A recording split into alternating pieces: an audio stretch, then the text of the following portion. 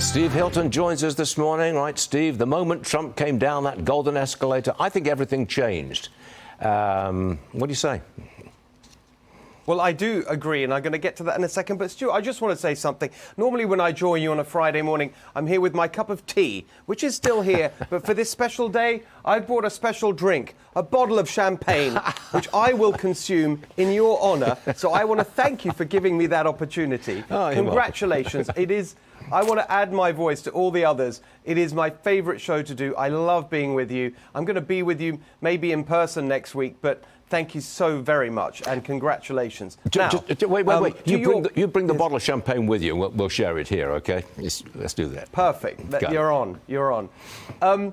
I actually started here at Fox pretty much the same time to cover what we were talking about then as this new, that my show was called The Next Revolution, in order to capture this sense of this new populist politics. You're totally right, because the other thing that we saw happening just around about that time, of course, was Brexit in the UK. The votes happened, the escalator moment was 2015, the vote was 2016, both Brexit in the UK, Trump here. Everything changed. The whole orientation of the political parties, this incredible transformation of the Republican Party into the Workers' Party, the party of the blue-collar American fighting for manufacturing, for jobs, good jobs for the middle class. All of that's a massive change. And now you have the Democrats, who are the party of the elites and the rich who live on the coast. Yeah. It's a massive turnaround. It really and we're is. going to see it really accelerate in this Trump second term. Could be. I want your thoughts on the Supreme Court, which just upheld the TikTok divest or ban law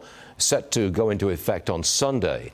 Now, President Trump, President-elect Trump, he spoke with Xi Jinping of China on the phone today. TikTok's chief executive will be at the inauguration.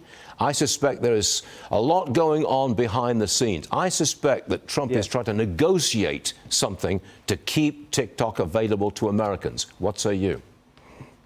100%. It's very clear from everything that President-elect Trump, soon-to-be President Trump, is saying that he doesn't want TikTok to go dark.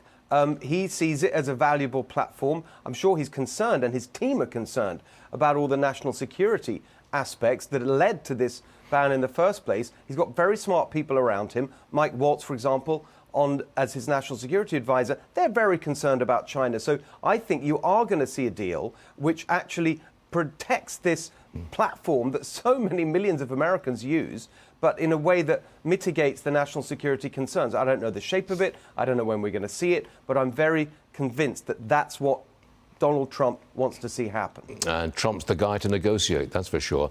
Steve Hilton, it's been a real pleasure having you on the show all these years, and we much appreciate it, and we will be seeing you next week with champagne. See you later.